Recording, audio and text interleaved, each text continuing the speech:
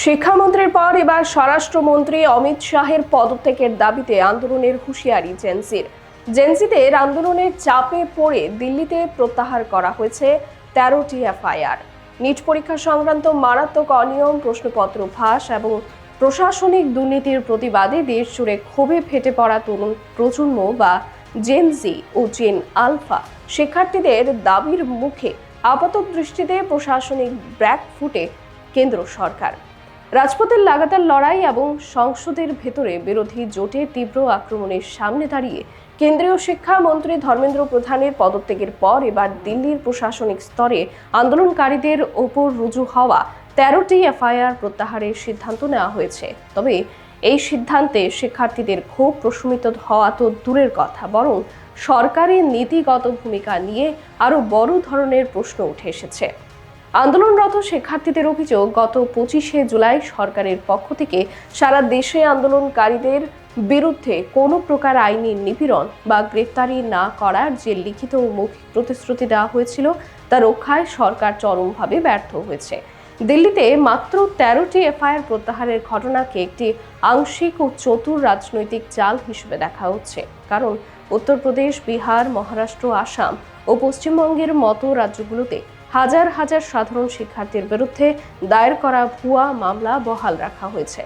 রাজপথে শিক্ষার্থীদের রক্তঝরা দমনপীড়ন এবং সংসদে মল্লিকার্জুন খার্গে ও রাহুল গান্ধীর তীব্র আক্রমণের মুখে দাঁড়িয়ে এবার স্বরাষ্ট্রমন্ত্রী অমিত শাহের ইস্তফা ও সমগ্র দেশে শিক্ষার্থীদের বিরুদ্ধে হওয়া সমস্ত মামলা প্রত্যাহারের দাবিতে আন্দোলন আরও তীব্র আকার ধারণ করছে। এ বিষয় নিয়েই আজকের আমাদের এই বিশেষ প্রতিবেদন। নমস্কার, দেখছেন খবরের প্রতিবাদ, আলোচনায় আমি শতরূপা। ছাত্র আন্দোলনের মুখে ব্যাকফুটে কেন্দ্র, কিন্তু তারপরেও এই আন্দোলনের পরিপ্রেক্ষিতে দ্বিচারিতা বজায় রেখেছে কেন্দ্রীয় সরকার। প্রতিশ্রুতি রক্ষার ক্ষেত্রে দিল্লিতে আংশিক আইনি স্বস্তি দিলেও সরকারের প্রতিশ্রুতি ভঙ্গের নীতি বহাল রয়েছে। ফলে দেশ জুড়ে আন্দোলনের জেরে স্বরাষ্ট্রমন্ত্রীর ইস্তফার দাবিতে উত্তাল রাজনীতি। দেশ জুড়ে নিট ইউজির পরীক্ষার প্রশ্নপত্র ফাঁস ও প্রশাসনিক চরম অব্যবস্থাপনার বিরুদ্ধে জেনজি ও জেন আলফা প্রজন্মের শিক্ষার্থীদের গড়ে তোলার নজিরবিহীন বিক্ষোভের মুখে কেন্দ্রীয় সরকার এক অভূতপূর্ব রাজনৈতিক ও প্রশাসনিক সংকটের মুখোমুখি হয়েছে। এ বিষয়টি নিয়ে বিশ্লেষণে দেখা যাচ্ছে, ছাত্র আন্দোলনের ঐতিহাসিক ঐক্য, সামাজিক মাধ্যমের জোরালো প্রতিবাদ এবং সংসদ ভবনে বিরোধী শিবিরের সাঁড়াশি আক্রমণ ব্যর্থ করার জন্য সরকার কৌশল অবলম্বন করেছে। একদিকে ছাত্র আন্দোলনের চাপে পড়ে মোদী সরকার সিদ্ধান্ত বদলাতে বাধ্য হয়েছে ঠিকই, কিন্তু আন্দোলনের তীব্র চাপে নেওয়া এই প্রশাসনিক পদক্ষেপগুলোর পেছনে সরকারের প্রতিশ্রুতি ভঙ্গের ধারাবাহিকতা এবং রাজ্যভিত্তিক চরম বৈষম্যমূলক মানসিকতার এক গভীর রাজনৈতিক ষড়যন্ত্র উন্মোচিত হয়েছে। দেশব্যাপী আন্দোলনের প্রথম তরঙ্গ তৈরি হওয়ার পর গত 25শে জুলাই কেন্দ্র সরকারের উচ্চপদস্থ প্রতিনিধি ও ছাত্র সংগঠনগুলোর প্রতিনিধিদের আলোচনার ভিত্তিতে সিদ্ধান্ত হয়েছিল যে আন্দোলনরত কোনো শিক্ষার্থীর বিরুদ্ধে পুলিশি মামলা বা হয়রানি চালানো হবে না। রাজপথে কিংবা সামাজিক যোগাযোগ মাধ্যমে অসন্তোষ প্রকাশ করা তরুণরা দেশের নাগরিক এবং তাদের অধিকাংশই অপ্রাপ্তবয়স্ক কিংবা সবেমাত্র ক্যারিয়ার শুরু করা শিক্ষার্থী। কিন্তু সেই সমঝোতার বার্তা তোয়াক্কা না করে, বিভিন্ন রাজ্যে পুলিশ প্রশাসন কেন্দ্রীয় নির্দেশনার তোয়াক্কা না করে কিংবা রাজনৈতিক আদেশে আন্দোলনরত ক্ষুদে শিক্ষার্থীদের বিরুদ্ধে ভারতীয় দণ্ডবিধির মারাত্মক ও জামিন অযোগ্য ধারায় মামলা নথিভুক্ত করা শুরু করে। সোশ্যাল মিডিয়ায় মিম তৈরি করা, প্রশাসনিক অনিয়মের বিরুদ্ধে ভিডিও পোস্ট করা কিংবা যন্তর মন্তরে জমায়েত হয়ে ক্ষোভ প্রকাশের মতো গণতান্ত্রিক কাজকে অপরাধমূলক কর্মকাণ্ড আখ্যা দিয়ে নির্দোষ শিক্ষার্থীদের ভবিষ্যৎ ধ্বংস করার ষড়যন্ত্র করা হয়। শিক্ষার্থী নেতা অভিজিৎ দীপকের বক্তব্য অনুযায়ী সরকার একদিকে সমঝোতার কথা বলে অন্যদিকে রাজ্য পুলিশকে ব্যবহার করে আন্দোলনকারীদের গ্রেফতার ও ভয় দেখানোর কৌশল গ্রহণ করেছে। এই আইনি হয়রানির বিরুদ্ধে ছাত্র সংগঠনগুলোর তীব্র আন্দোলনের হুমকি এবং জাতীয় স্তরে ক্রমবর্ধমান ক্ষোভের মুখে পড়ে অবশেষে 29শে জুলাই সন্ধ্যায় দিল্লি সরকার নিট বিক্ষোভ কেন্দ্রিক নথিভুক্ত 13টি এফআইআর প্রত্যাহারের নোটিশ জারি করতে বাধ্য হয়। দিল্লির স্বরাষ্ট্র মন্ত্রণালয়ের প্রধান সচিব সন্তোষ ডি বৈদ্য এই এক সরকারি নির্দেশে জানান যে 29শে জুলাই সন্ধ্যা 6টা পর্যন্ত নিজ পরীক্ষার অনিয়মের বিরুদ্ধে দিল্লির বিভিন্ন এলাকায় হওয়া আন্দোলন থেকে তৈরি হওয়া 13টি মামলা প্রত্যাহার করা হচ্ছে। নোটিশে আরও জানানো হয় যে এই বিক্ষোভগুলোতে অংশ নেওয়া শিক্ষার্থীদের বিরুদ্ধে পরবর্তীতে কোনো প্রতিকূল আইনি ব্যবস্থা নেওয়া হবে না এবং গ্রেফতারকৃত ব্যক্তিদের দ্রুত মুক্তির ব্যবস্থা করা হবে। কিন্তু এই নির্দেশনার পরেই সরকারের দ্বিমুখী নীতি স্পষ্ট হয়ে ওঠে, কারণ আন্দোলনটি কেবল দিল্লির প্রশাসনিক সীমানার মধ্যে সীমাবদ্ধ ছিল না। এটি ছিল বিহার, উত্তরপ্রদেশ, মহারাষ্ট্র, পশ্চিমবঙ্গ ও আসাম সহ সমগ্র ভারতের শিক্ষার্থীদের এক যৌথ সংগ্রাম।